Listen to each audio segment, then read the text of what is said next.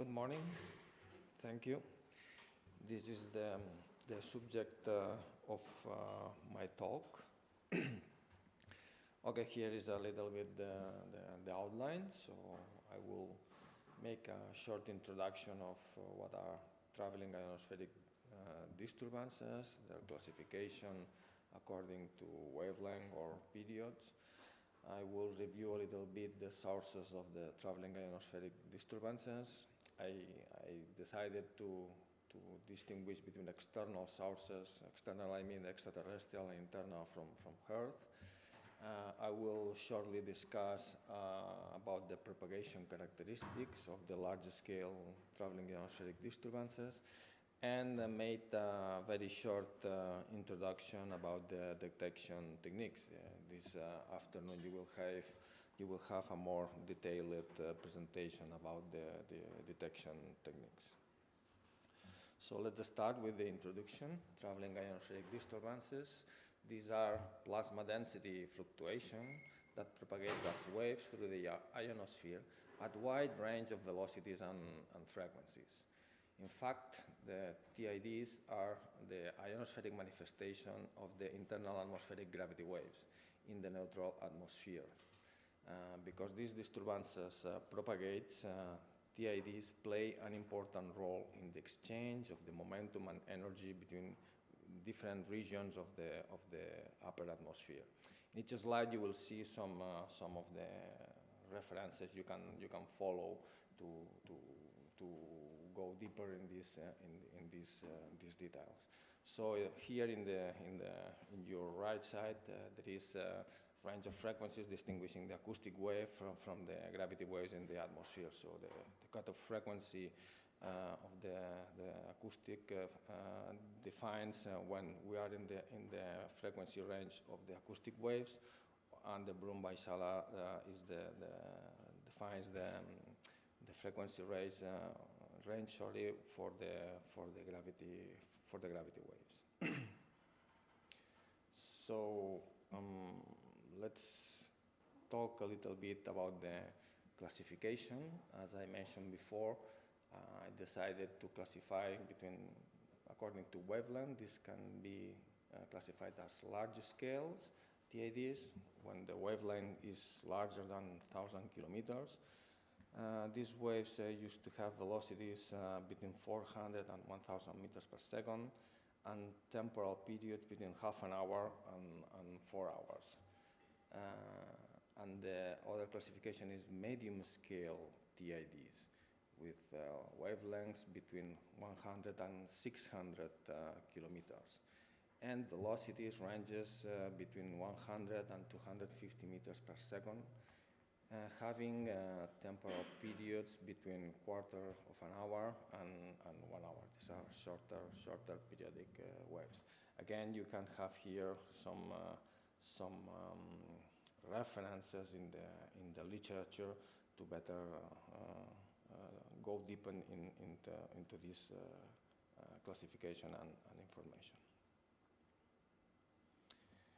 What are the sources of the traveling ionospheric disturbances?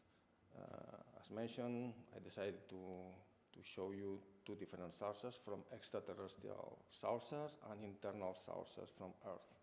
So external sources impacting in the ionosphere, some people in literature say these waves arise from coupling from above. This can be the solar terminator or meteorites entering in the atmosphere, solar eclipses, and of course space weather events or solar storms. And waves generated by the coupling from below, this can be generated by earthquakes or tsunamis, volcanoes, also very powerful cold fronts passing in the stratosphere, and also it can be generated by artificial sources like big explosions or rocket launches. Let's go more deep in each of these sources. starting from these big space weather events. So these are transitory events in the solar activity, like coronal injections or rotating interaction, high-speed solar wind streams. These events carry through the solar wind particle precipitation in the polar cusp, electrons and protons, and drive geomagnetic storms and auroral activity. I believe that previous talks have already went deep and explained this, but if you want to go deeper, so you can have this nice paper of Gonzalez explaining what is a geomagnetic storm and also how these disturbances interact in the upper atmosphere and generating these TIDs. So, in fact, these transitory events interacting in the polar regions hits the atmosphere by Joule heating, and during disturbing geomagnetic periods, this energy is transferred towards low latitudes in the form of waves that interact with ions and in the ionospheric plasma. So these waves interact in the atmosphere generated by Joule heating and creates, it can even change the ratio of the minor constituents in the atmosphere and generate waves propagating from polar to equatorial region, and even it can cross, if these are strong enough, the equator and make trans-equatorial waves. So you have here some of the in literature when you can go deeper into these mechanisms. The solar eclipses also can generate TIDs. So the Earth atmosphere and ionosphere are affected by the rapid changes, increasing and decreasing ionizing radiation and thermospheric cooling and heating. And these changes in neutral winds can provide also change in diffusion and composition, generating waves. Chimenos and Hein has already talked about this in the 70s, and you have also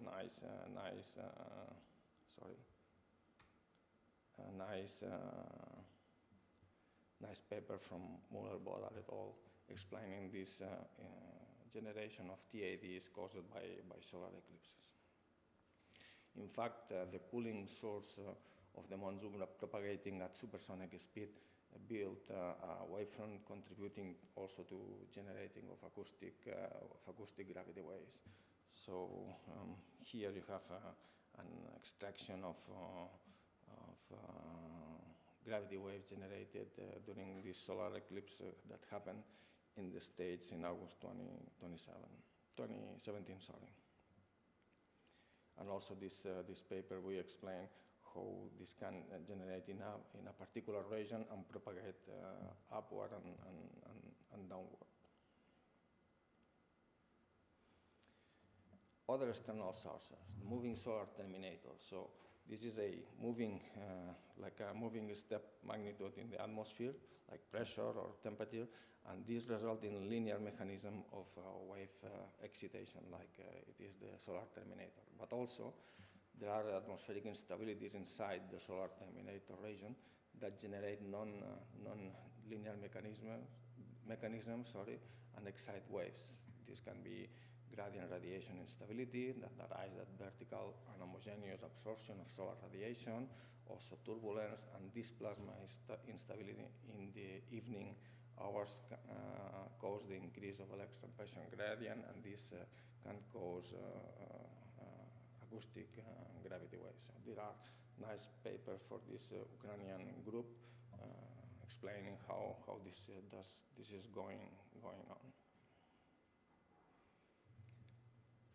Other external sources are bolides or meteorites entering into the atmosphere. So this can generate acoustic wave driven by the associated burst in the atmosphere that launches to the atmosphere again acoustic gravity waves.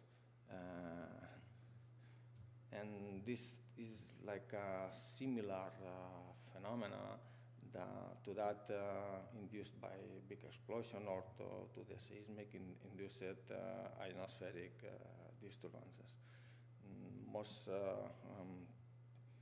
recent papers regarding this effect are those studying this Chelyabinsk meteorite impact in the former Soviet Union. So there are two nice papers here explaining how this can be observed and generated.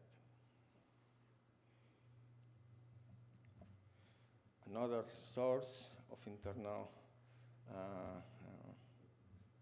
mechanisms to generate TIDs are those generated by earthquakes and tsunamis. So there is a very nice review paper by Astafjeva, and also nice papers from the Japanese group Tsugawa, showing that Rayleigh wave, driven from associated disturbances in the epicenter, launches to the ionosphere acoustic waves and also gravity waves that drive from the associated epicenter traveling ionospheric disturbances at the head. So acoustic waves can propagate vertically, and velocities can reach the ionosphere in 8–10 minutes, and gravity waves, because they propagate obliquely, takes longer and can reach the ionosphere in 45 minutes. So here's an example from the Tsugawa et al. Team showing the generation of these TIDs in the Tohoku earthquake 2011.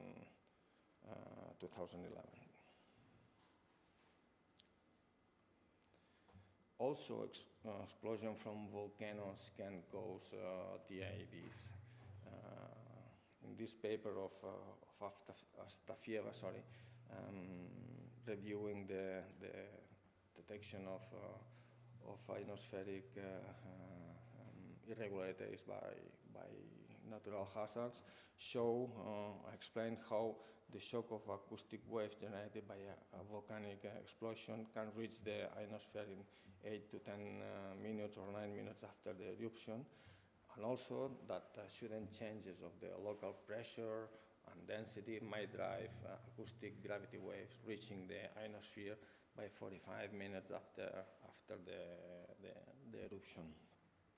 There is also a very nice paper from the MIT team showing these gravity TIDs generated by the Unga Tonga explosion that appeared even 3 times after. So it turned the Earth 3 times from the Tonga focus and travel around the world. Also, our team made some nice contribution to showing this effect of the big Unga Tonga volcano explosion. Another source, as mentioned, and this is artificial, is related to rocket launch effect, and observed traveling ionospheric disturbances are due to the rocket passage, and the origin is similar to that of the solar eclipse effect. So a localized heat sink traveling through a gravitationally stratified atmosphere with supersonic velocity may result in shock wave observable in the ionospheric plasma and perturbation. So these early papers from China in the 70s, and also this Boston University team, Mendilo, and Chinese teams and Korean teams show how this rocket can generate TIDs. And I think this is finally last one, but not least, is TIDs caused by meteorological effects. So deep cold fronts passing in the atmosphere can generate also TIDs. Of course, although most primary gravity waves from deep convection break or dissipate in the lower atmosphere, there are still gravity waves with intrinsic phase speeds above 100 meters per second that can propagate up to the thermosphere and ionosphere. So here's an example of this very big convection causing TIDs in the North America. This ASIM. So literature, you can found the mechanism and how these cold fronts can generate these acoustic gravity waves, and this is one recent paper showing these observables in total electron content. And not also meteorological fronts, but also artificial explosions like nuclear detonations or even accidental blast can generate a shock acoustic wave. This can reach the ionosphere in a similar mechanism as those explained for earthquakes or volcanoes. So 8 to 9 minutes after the blast or explosion, these irregularities can reach the ionosphere and generate TIDs. So these are very old papers that are already showing this possibility, but more recent paper about this big explosion happening in Beirut in Lebanon in 2020 show how this explosion generate and detect TIDs in these irregularities in the ionosphere. So these two pictures try to summarize all the effects or the different sources causing these irregularities in the ionosphere. So from external to internal, and all together can play a role in and create irregularities in the ionosphere. And this is just to show how some of these natural hazards affected the ionosphere. These are profiles obtained by ionozones. This is for the eclipse of August. So you can see these structures modifying the ionosphere and how these in the vertical are observed. These are also the observation and pulsation of the ionosphere during the Unga Tonga event. And this, okay, already passed. This was generated large-scale TIDs by this big storm on November 2023. And this one is a movie showing the effects of the Tohoku earthquake.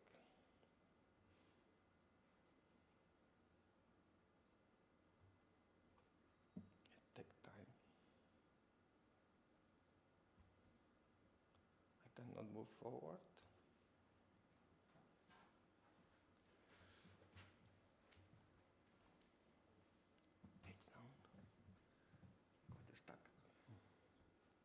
Okay.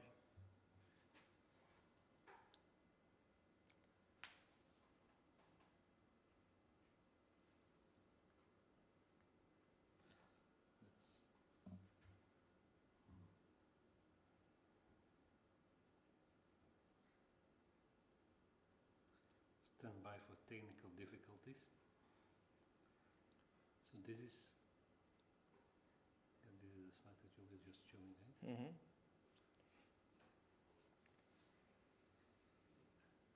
And this text was removed. Yeah, this is the one that was before duplicated. Yes, and now it looks like it has disappeared. So I will put my USB again. Yeah. Okay. Go to slide 19, I see.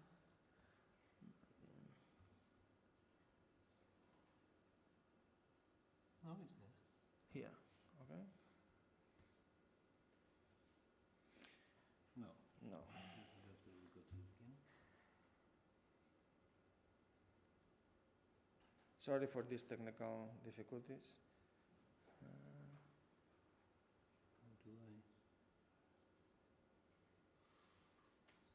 How do I go immediately to this slide?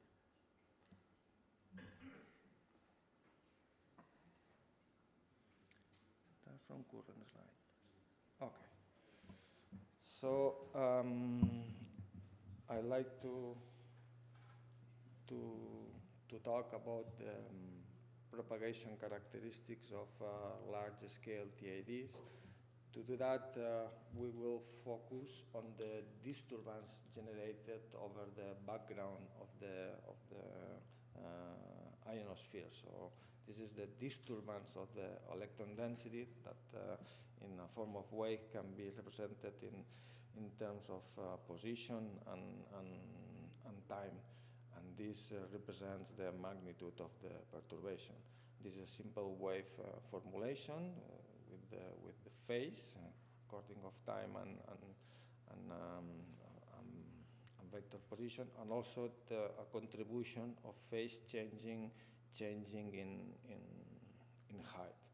In this formulation, you have here the phase vector. This is the angular frequency of the supposed wave traveling. This I means the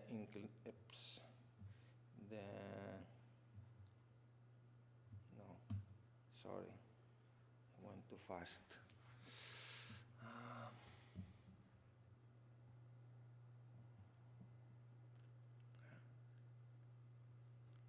Now, this is because I transformed PowerPoint to LibreOffice.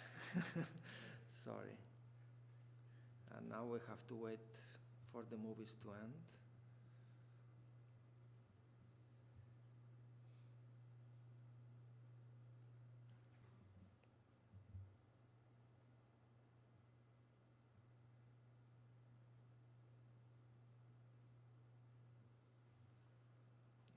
Okay, so this is the inclination of the magnetic field, and KB and KR are the real and imaginary parts of the wave of the phase vector. So assuming that there is no dissipation, these components of the vector can be expressed as function of the scale height, which depends on the temperature, Boltzmann constant, atomic mass unit, acceleration of gravity, and mean molecular mass unit. So we can use this reference from Hotzke et al. to analyze this model perturbation. Then this magnitude electron density perturbation, it can be modeled or represented according to the unperturbed electron density, so the velocity of the neutral gas parallel to magnetic field at a reference height, and again it plays role the inclination of the magnetic field and of course the different parts of the phase vector. And we have to keep in mind that this is valid only for below the F layer peak. Above the F layer peak, the density decreases so rapidly that this is not valid anymore. And it can be, with some assumptions, this model also can be, or similar model can be valid in the E layer. So if we assume that the acoustic gravity wave moves like planar phase front, and the direction of travel is parallel to one of the horizontal axes, we can represent the phase vector with this expression. Taking it depends on of the Brun-Weissala frequency, of the acoustic cutoff frequency, and on the speed of sound, and taking into account that gravity waves, the frequency is below the cutoff frequency, we can represent this phase vector as function of the ratio of specific heat of Drey, constant pressure, and also as function of the speed of sound. And these magnitudes can be obtained from this MC's model or other models. This is a very nice model. You can follow this paper from Australian team, and altogether this model perturbation can be represented like this, can result like this. This is a model TID generated by acoustic gravity wave in the Australian region. It is set to travel at a wavelength of 2,000 kilometers with period of 20 minutes. Oops. Sorry. And with wind velocity of 15 meters per second at a reference height of 250 kilometers. So let's move back and forward again. So here is the wave propagating in one direction. At this reference point, this is the profile, how it changed, and this is the disturbance as function of the height.